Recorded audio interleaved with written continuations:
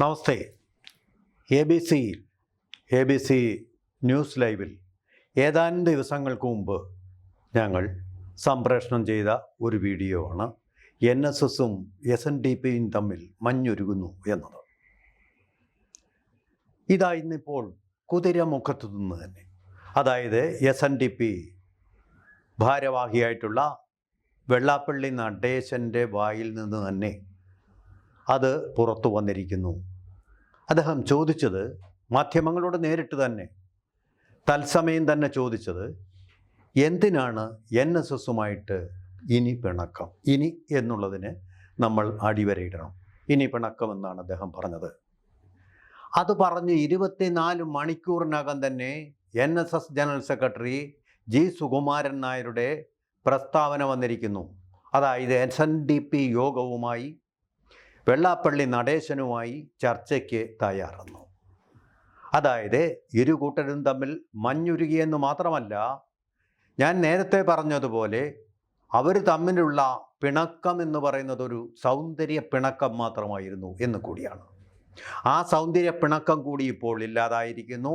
തെരഞ്ഞെടുപ്പിന് മുമ്പ് എന്തെങ്കിലുമൊക്കെ നടക്കും എന്നുള്ളതിൻ്റെ സൂചനയാണ് ഇപ്പോൾ ഇവർ രണ്ടുപേരും പുറത്തുവിട്ട പരസ്യമായി പറഞ്ഞ പ്രസ്താവനകൾ. ഒരു കാര്യം കൂടി വെള്ളാപ്പള്ളി നടേശൻ സൂചിപ്പിക്കുകയുണ്ടായി. സംവരണത്തിൻ്റെ പേരിലാണ് ഞങ്ങൾ രണ്ടു കൂട്ടരും ഇടം തടിച്ചു നിന്നത് എന്നും. തുടർന്ന് അദ്ദേഹം പറയുകയുണ്ടായി, ഈ ഇടം തടിച്ചു നിന്നതിൻ്റെ കാരണം സംവരണത്തിൻ്റെ പേരിൽ ഇരുകൂട്ടരെ ഇരു ധ്രുവങ്ങളിലാക്കിയതിൻ്റെ പിന്നിൽ മുസ്ലിം ലീഗ് നേതാവ് P.K. കുഞ്ഞാലിക്കുട്ടി എന്നതാണ്. അദ്ദേഹം വിശദാംശങ്ങളിലേക്കൊന്നും പോയില്ല, പത്രക്കാരത് ചോദിച്ചതുമില്ല.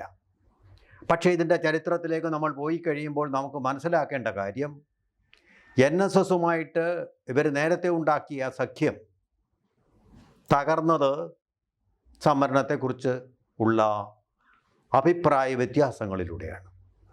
ആ അഭിപ്രായ വ്യത്യാസങ്ങളെ നയിച്ചത് സംവരണ മുന്നണിയിലേക്കാണ്. ആ സംവരണ മുന്നണി എന്ന് പറയുന്നത് മുസ്ലിം ലീഗും SNDP യോഗവും കൂടിച്ചേർന്നുള്ളൊരു മുന്നണിയാണ്. ആ ഒരു മുന്നണിയുടെ രൂപവൽക്കരണത്തിന് ശേഷം P.K. കുഞ്ഞാലിക്കുട്ടി സാഹു പറഞ്ഞത്, SNDP യോഗത്തിൻ്റെ എല്ലാവിധ നിവേദനങ്ങളും അതുപോലെ അവരുടെ എല്ലാ പരാതികളും ഞങ്ങൾ ഇപ്പം ശരിയാക്കി തരാമെന്നാണ് പറഞ്ഞത്. പക്ഷേ അധികാരം ഇതിൻ്റെ കൂടി ബലത്തിൽ കൈക്കിട്ടിയപ്പോൾ മുസ്ലിം ലീഗ് തീർച്ചയായിട്ടും മുസ്ലിം ലീഗിന് വേണ്ടുന്ന കാര്യങ്ങളെല്ലാം സാധിച്ചെടുത്തു. പക്ഷേ SNDPയെ മറന്നു. കാരണം എന്താണ്? അവരൊരു സമ്മർദ്ദ ശക്തിയായിട്ട് തീർന്നിട്ടില്ലായിരുന്നു എന്നത് തന്നെയാണ്. ഇപ്പോൾ ഇരുകൂട്ടർക്കും, NSSനും അതുപോലെ SNDP യോഗത്തിനും ബോധ്യമായിരിക്കുന്നു, സമ്മർദ്ദ ശക്തി കൊണ്ടേ കാര്യങ്ങൾ സാധിച്ചെടുക്കാൻ പറ്റൂ, അല്ലെങ്കിൽ ഒരു വിലയും ഉണ്ടാകില്ല എന്നത്. ഇപ്പോൾ ജിയോ പൊളിറ്റിക്സിൽ സാമ്പത്തിക ശക്തി ഉണ്ടെങ്കിൽ മാത്രമേ നിങ്ങൾക്കൊരു സമ്മർദ്ദ ശക്തിയാകാൻ കഴിയൂ എന്നുള്ള ഒരു തിട്ടൂരം പോലെ തന്നെ, ഒരു പരമസത്യം പോലെ തന്നെ കേരള രാഷ്ട്രീയത്തിലും അത് തെളിഞ്ഞിരിക്കുന്നു. അതിൻ്റെ ഫലമായിട്ടാണ് ന്യൂനപക്ഷം എന്ന് പറഞ്ഞു കഴിഞ്ഞാൽ ഇപ്പോൾ ഒന്നാമത് മുസ്ലിം സമുദായം, രണ്ടാമത് ക്രിസ്ത്യൻ സമൂഹം. ഈ ന്യൂനപക്ഷം എന്ന് പറയുന്ന യഥാർത്ഥ അർത്ഥത്തിലുള്ള അണുമാത്രമായിട്ടുള്ള ന്യൂനപക്ഷ വിഭാഗങ്ങളെക്കുറിച്ച് ആരും ചർച്ച ചെയ്യുന്നുമില്ല, ബോധേഡാകുന്നുമില്ല. ബുദ്ധമത വിഭാഗങ്ങളുണ്ട്, ജൈനമത വിഭാഗങ്ങളുണ്ട്, അതുപോലെ തന്നെ വളരെ വളരെ ന്യൂനപക്ഷമായിട്ടുള്ള സിഖ് സമുദായക്കാരുണ്ട്. ഇവരുടെയൊക്കെ ക്ഷേമത്തെക്കുറിച്ചോ അവരുടെയൊക്കെ നിലനിൽപ്പിനെക്കുറിച്ച് തന്നെയോ അസ്തിത്വത്തെക്കുറിച്ച് തന്നെയോ ഏതെങ്കിലും ഒരു രാഷ്ട്രീയ കക്ഷി അതിൻ്റെ ചരിത്രത്തിൽ ഇന്ന് വരെ പറഞ്ഞിട്ടുണ്ടോ? കാരണം എന്താണ്? അവരൊരു മിനിസ്ക്യൂൾ വിഭാഗമാണ്, അതിന്യൂനപക്ഷ അതിലോലപക്ഷമാണ്. അവരുടെ വികസനം ആർക്കും പ്രശ്നമല്ല, അവരുടെ നിലനിൽപ്പാർക്കും പ്രശ്നമല്ല, അവരൊരു വോട്ട് ബാങ്ക് അല്ല എന്നുള്ളത് തന്നെയാണ്. അപ്പോൾ ഇവിടെ SNDP യോഗത്തിൻ്റെ ഈ പ്രശ്നം അവരൊരു വോട്ട് ബാങ്ക് ഉള്ളതല്ല എന്നുള്ളത് തന്നെ, അവർക്കൊരു വോട്ട് ബാങ്ക് ഇല്ല എന്നുള്ളതാണ്. അതുതന്നെയാണ് അവരുടെ പ്രശ്നം. അതുകൊണ്ടാണ് മുമ്പത്തെ ഐക്യസമയത്ത് അവർ പറഞ്ഞിരുന്നത് നായാടി മുതൽ നമ്പൂതിരി വരെ എന്നാണ്. ഇപ്പോഴവർ ആ മുദ്രാവാക്യം ഒന്ന് മാറ്റി, ഇപ്പോൾ പറയുന്നത് നായർ മുതൽ നസ്രാണി വരെ എന്നാണ്. നായർ മുതൽ നസ്രാണി വരെ എന്നുള്ളതാണ്. അന്ന് നായർ മുതൽ നമ്പൂതിരി എന്ന് പറഞ്ഞപ്പോൾ അവിടെ ഇതൊരു വർഗീയ ധ്രുവീകരണമാണ് എന്ന് ഇവിടുത്തെ മതേതരന്മാരെല്ലാവരും കൂടി ചേർന്ന് പറഞ്ഞു. അത് വലിയൊരു വർഗീയ ശക്തിയാണ്. വർഗീയ ശക്തി വർഗീയമായിട്ട് കേരളീയരെ വിഭജിക്കുകയാണെന്ന് എന്ന് പറയുന്ന ഈ മതേതരന്മാർ തന്നെയാണ്, ഈ മതേതരത്വം തന്നെയാണ് ഏറ്റവും വലിയ കപട മതേതരത്വം.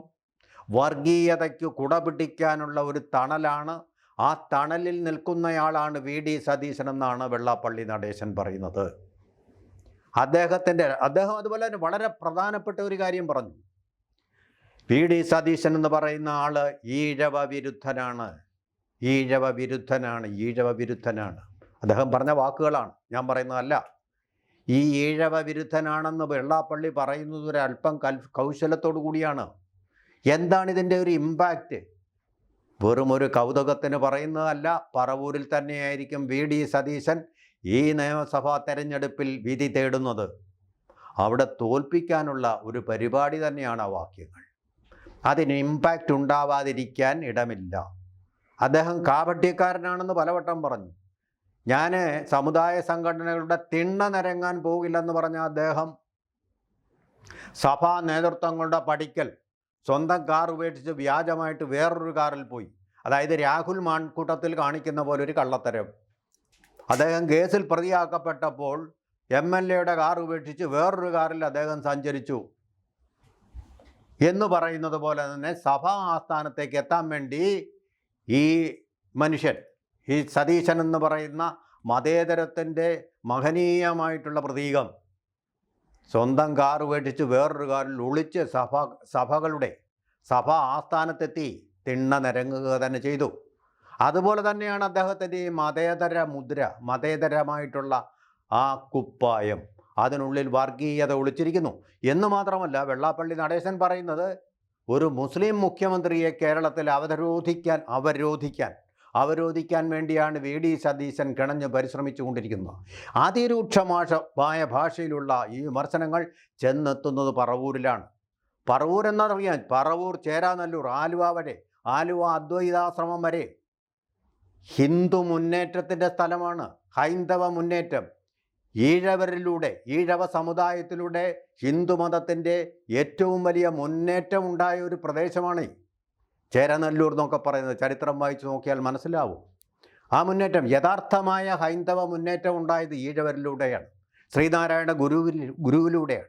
തത്വമസിയുടെ അർത്ഥം പേർന്ന, മനുഷ്യന് ജാതിയും മതവുമില്ല, മനുഷ്യനെന്ന് പറയുന്ന ഒരൊറ്റ മതമേ ഉള്ളൂ എന്ന് തൻ്റെ ദർശനങ്ങളിലൂടെ പഠിപ്പിച്ച ശ്രീനാരായണ ഗുരുവാണ് യഥാർത്ഥത്തിൽ ഹിന്ദുമതത്തിൻ്റെ യഥാർത്ഥ ഉദ്ധാരകൻ. അദ്ദേഹത്തിൻ്റെ വികാരങ്ങളും അദ്ദേഹത്തിൻ്റെ ആരാധകരും ധാരാളമുള്ള ഒരു മേഖലയാണ് ഈ പറവൂർ. അവിടെയാണ് VD സതീശൻ എപ്പോഴും ഈസിയായി ജയിച്ചുകൊണ്ടിരിക്കുന്നത്. ഈ പ്രാവശ്യം അത്ര ഈസി ആവുകയില്ല എന്നുള്ളതാണ് കേരളത്തിലെ ഏറ്റവും പ്രമുഖമായ സമുദായത്തിൻ്റെ തലവനായിട്ടുള്ള വെള്ളാപ്പള്ളി നടേശൻ പറഞ്ഞതിൻ്റെ യുക്തി. അവിടെയാണ് അത് ചെന്ന് കൊള്ളുന്നത്. അതെന്തായാലും VD സതീശൻ എന്ന് പറയുന്ന ആൾ NSSനും അത്ര പ്രിയനല്ല. കാരണം സമുദായത്തിൻ്റെ തെണ്ണ നിരങ്ങാൻ പോകില്ല എന്ന് ഇദ്ദേഹം പറഞ്ഞപ്പോൾ G. സുകുമാരൻ നായർ പറഞ്ഞ് ഇദ്ദേഹം വന്ന് സംഭാവന വന്നിട്ടുണ്ട്, രഹസ്യമായിട്ട് വന്നിട്ടുണ്ട്. ഒരു NSS താലൂക്ക് യൂണിയൻ പ്രസിഡന്റിനെയും കൂട്ടിക്കൊണ്ട് നാരായണ പണിക്കരെ കാണാൻ ഇദ്ദേഹം പോയിട്ടുണ്ട് എന്ന് പൊതുമധ്യത്തിൽ നിന്ന് താനൊരു മതേതരവാദിയാണ്, ഇടതുപക്ഷക്കാരനാണ് എന്നുള്ള, കോൺഗ്രസിലെ ഏറ്റവും ഇടതുപക്ഷത്ത് നിൽക്കുന്ന ആളാണെന്നുള്ള വാചകം വേറെ, പ്രവൃത്തി വേറെ. ഇത് രണ്ടും രണ്ട് വഴിക്ക് നടത്തുന്നയാളാണ് VD സതീശനെന്നുമാണ് വെള്ളാപ്പള്ളി പറഞ്ഞിരിക്കുന്നത്. കൊള്ളേണ്ടടുത്ത് തന്നെ അത് കൊള്ളും. എന്തായാലും 12 മണിക്കൂർ പോലും കഴിയുമ്പോഴത്തേക്കും G. സുകുമാരൻ നായരുടെ പ്രതികരണം വന്നിരിക്കുന്നു. അങ്ങനെ ABC അന്ന് സംപ്രേഷണം ചെയ്ത ആ വീഡിയോ അത് സത്യമാണ്, അതിനകത്തിൽ കണ്ടുപിടിക്കാൻ ഒരു തരി പോലുമില്ല കള്ളം എന്ന് ബോധ്യമാക്കുന്നതാണ് ഈ സംഭവം. ഈ സംഭവം ഇനി അങ്ങോട്ട് ഈ തെരഞ്ഞെടുപ്പിന് മുമ്പുള്ള ഏറ്റവും വലിയൊരു സംഭവമായിട്ട് തീരാൻ പോവുകയാണ്. വലിയ ഇമ്പാക്റ്റ് ഉണ്ടാക്കുന്ന ഒന്നായിട്ട് തീരാൻ പോവുകയാണ്. ഇനി പ്രതികരണങ്ങളും പ്രതിചലനങ്ങളുമൊക്കെ ധാരാളമായിട്ട് കേരളത്തിൻ്റെ രാഷ്ട്രീയ നഭോമണ്ഡലത്തിൽ നമുക്ക് കാണാൻ കഴിയും. കൂടുതൽ വാർത്തകളും വിശേഷങ്ങളും നിങ്ങളിലേക്ക് എത്താൻ ABC മലയാളം സബ്സ്ക്രൈബ് ചെയ്യുക, ബെൽ ബട്ടണും അമർത്തുക.